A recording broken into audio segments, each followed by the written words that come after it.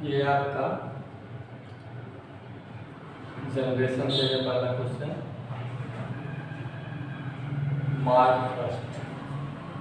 Mark first नामक computer क्या था? रोबोट था, इंजन था, दूसरा ऑप्शन। तीसरा option automatic sequence controlled calculator था। चौथा ऑप्शन डिजिटल डायरी थी। इसमें आपने इसे देखा होगा कि मार्क फर्स्ट जो है ओलेरिस की कंपनी ने बनाया था और ये फर्स्ट जनरेशन की बात है। उस समय रोबोट की कोई बात नहीं थी, ये इंजन भी नहीं था और डिजिटल डायरी भी नहीं थी। ये क्या था? एक ऑटोमेटिक सीक्वेंस कंट्रोल कैलकुलेटर था मार्क फर्स्ट। इसलिए आपका ये सी वाला ऑप्शन करेक्ट है। नेक्स्ट क्वेश्चन है ट्रांजिस्टर क्या है?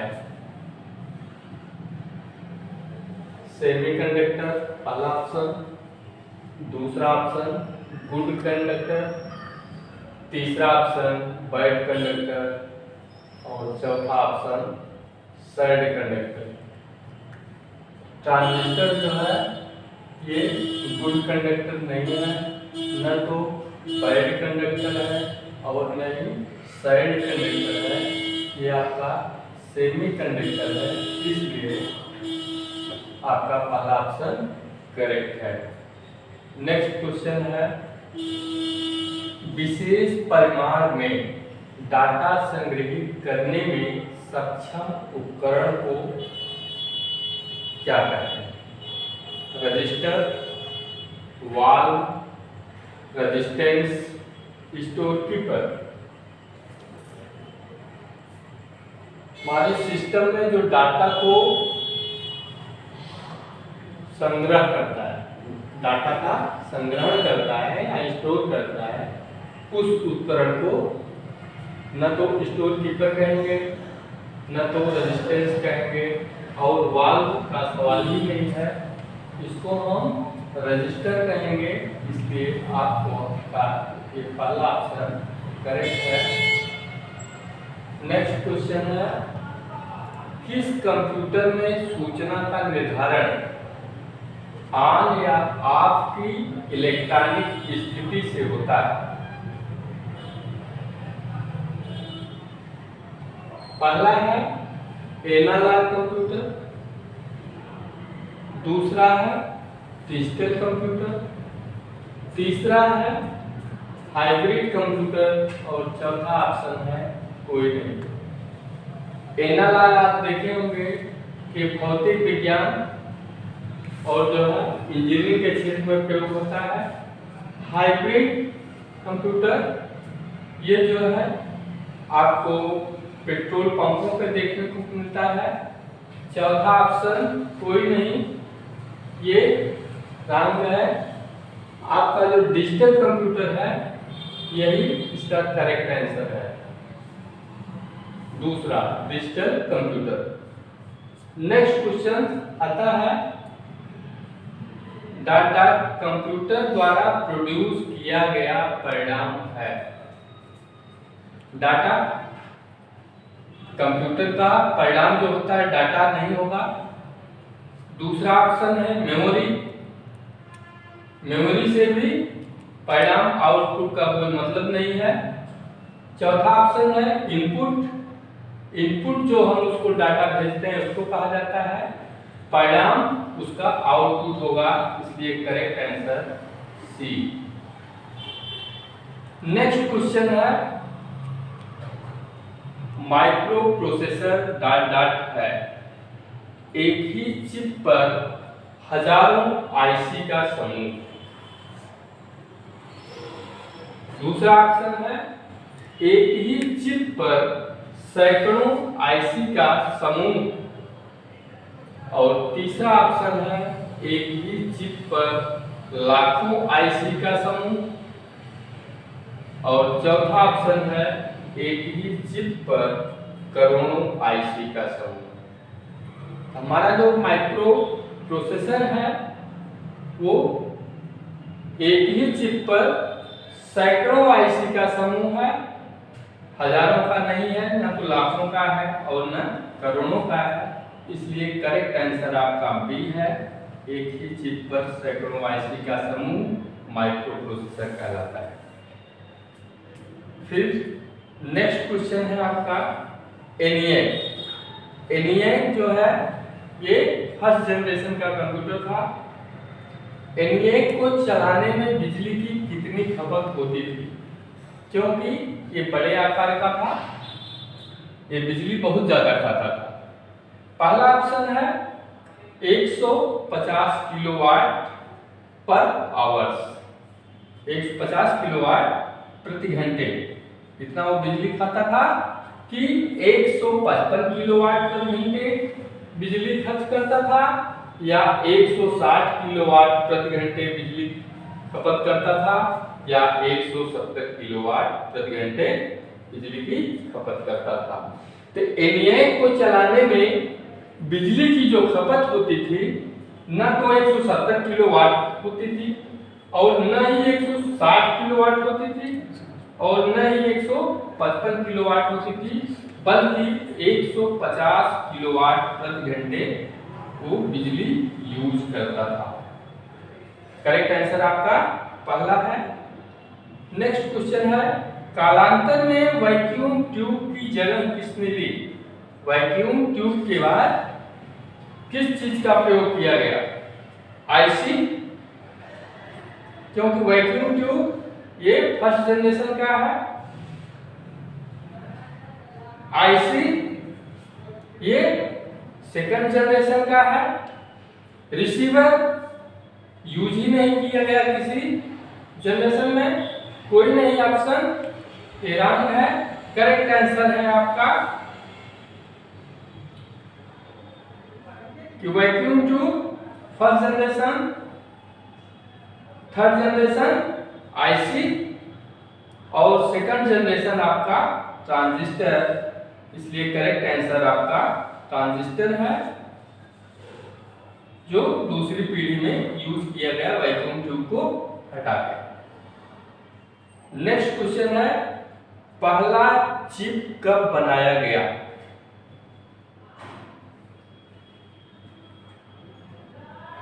पहला ऑप्शन 1952, दूसरा ऑप्शन 1954, तीसरा ऑप्शन 1956 और चौथा ऑप्शन 1958।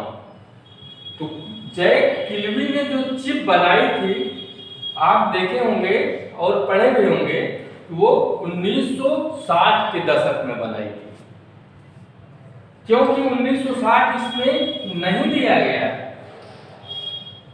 लेकिन 1958 उसके समकक्ष का जो समय दिया गया है, यही आपका करेक्ट आंसर होगा डी वाला।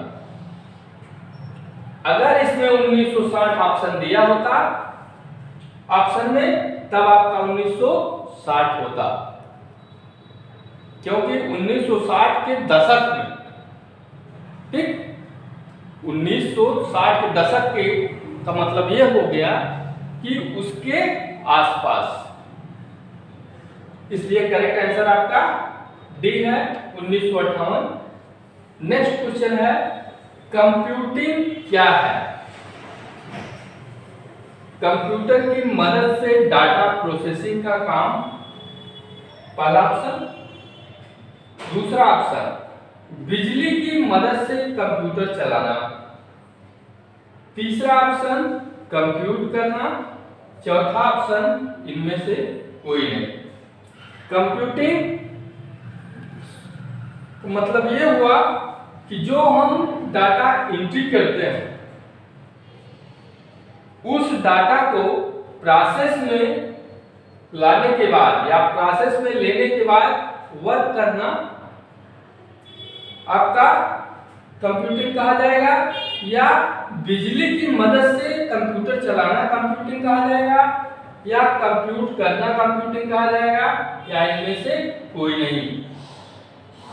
तो कंप्यूट करना मीन्स गणना करना, यह आपका रॉन्ग आंसर है।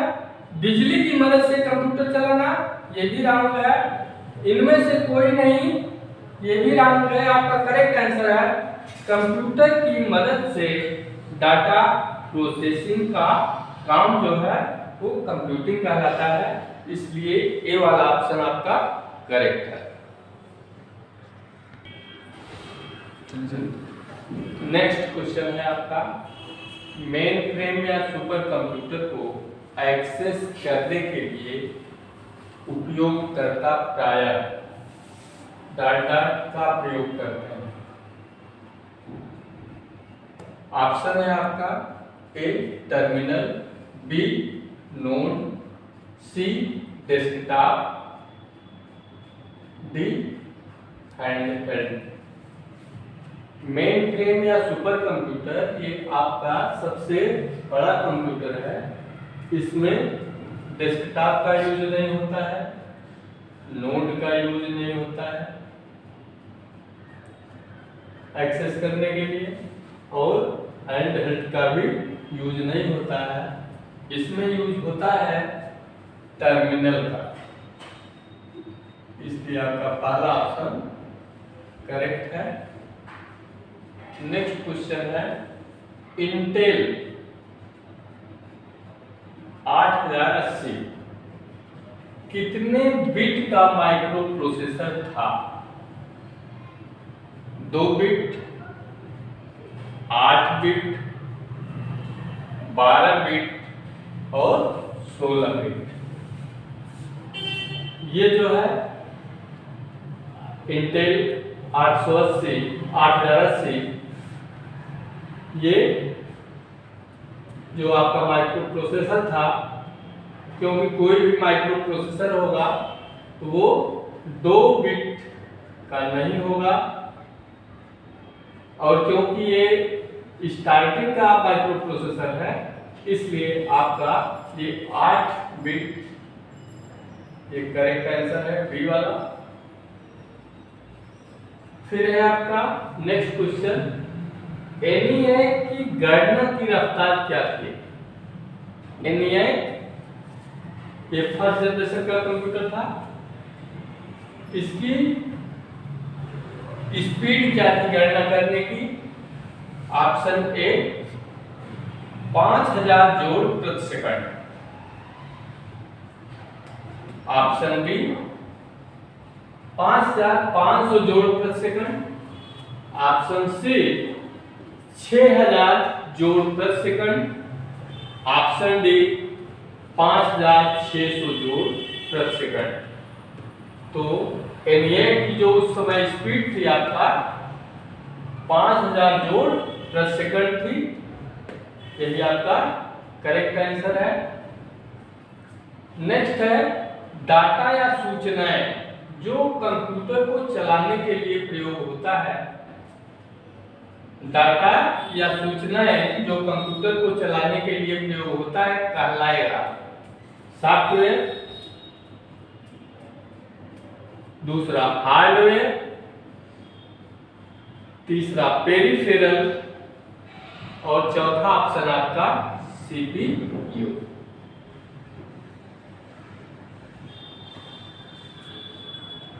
सॉफ्टवेयर ये सूचना को चलाने के लिए नहीं है, बल्कि प्रोग्राम को चलाने के लिए है। दूसरा है हार्डवेयर, हार्डवेयर ये भी डाटा को चलाने के लिए सहयोग तो होता है, लेकिन डाटा या सूचनाओं को मेन रूप से उसको हार्डवेयर नहीं चलाता है। ये पेरिफेरल आपका ये करेक्ट आंसर है, यही पेरिफेरल तीसरा, यही आपके डाटा और सूचनाओं को कंप्यूटर चलाने के लिए प्रयोग किया जाता है। नेक्स्ट क्वेश्चन है, निम्न में फाइल का एक्सटेंशन नहीं है। .gif ये इमेज का एक्सटेंशन है। .png ये भी इमेज का एक्सटेंशन है। और .jpeg ये भी इमेज का एक्सटेंशन है। .bit बिट ये कोई एक्सटेंशन नहीं है, इसलिए बी वाला ऑप्शन आपका करेक्ट है। नेक्स्ट क्वेश्चन है, सिस्टम सॉफ्टवेयर बनाने के लिए प्रोग्रामर को क्या जानना जरूरी होता है? ए हार्डवेयर, बी फर्मवेयर, सी एप्लीवेयर और डी कोई नहीं। तो सिस्टम सॉफ्टवेयर को बनाने के लिए प्रोग्रामर को जो जानना जरूरी होता है वो एप्लीवेयर, ये कोई वो नहीं है। फर्मवेयर ये सिर्फ सुरक्षा का सॉफ्टवेयर है, कोई नहीं ऑप्शन, ये भी नहीं है। आपका जो है वो हार्डवेयर के विषय में उसको जानने की आवश्यकता ज्यादा होती है। अगर इसके विषय में उसको नहीं पता है तब वो सिस्टम सॉफ्टवेयर नहीं बना पाएगा। नेक्स्ट क्वेश्चन है, अगर किसी कंप्यूटर में 2 प्रोसेसर लगे हों तो क्या कहा जाएगा? डुअल कोर पहला ऑप्शन, दूसरा ऑप्शन मल्टी प्रोग्रामिंग, तीसरा मल्टी प्रोसेसर और मल्टी प्रोसेसिंग। जब 2 प्रोसेसर लगे हैं, डुअल कोर ये आपका रॉन्ग है। मल्टी प्रोग्रामिंग जब कई प्रोग्राम हम एक साथ चला रहे हो। मल्टी प्रोसेसर तीसरा ऑप्शन है। चौथा मल्टी प्रोसेसिंग, मल्टी प्रोसेसिंग भी नहीं हो सकता, इसलिए मल्टी प्रोसेसर ये आपका करेक्ट आंसर है, क्योंकि एक से अधिक प्रोसेसर लगे हैं तो आपका मल्टी प्रोसेसर ऑप्शन करेक्ट होगा। नेक्स्ट क्वेश्चन है, प्रत्येक विंडो में नहीं होता है मैक्सिमाइज, मिनिमाइज, तीसरा ऑप्शन क्लोज, चौथा ऑप्शन ए और बी दोनों। मैक्सिमाइज, मिनिमाइज और क्लोज ये विंडोज 8 हुआ या लाइनेक्स हुआ, रेड हैट हुआ, इसमें आपको मिनिमाइज, क्लोज बटन ये इनमें से कौन नहीं होता है? तो मैक्सिमाइज और मिनिमाइज डी वाला ऑप्शन, ए और बी दोनों नहीं होता है, ये करेक्ट आंसर है। नेक्स्ट है, किस सिंबल का उपयोग फाइल के नाम में नहीं होता? कोई हम फाइल बनाते हैं, उस फाइल के नाम में कौन सा इसमें से चिन्ह है जो उपयोग में नहीं लाया जाता?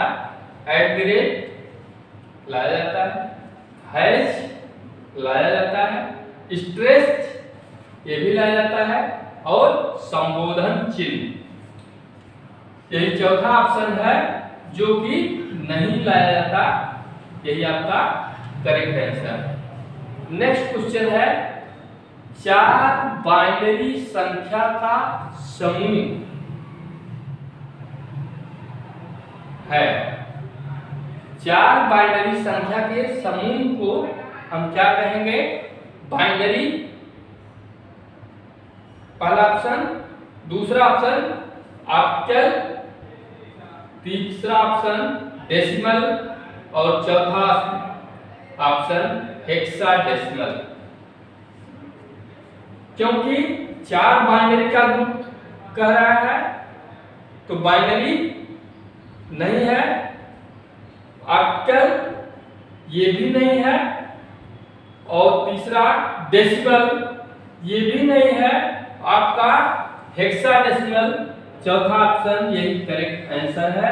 4 बाइनरी के ग्रुप को हेक्साडेसिमल कहा जाएगा, इसलिए ये आपका करेक्ट आंसर है।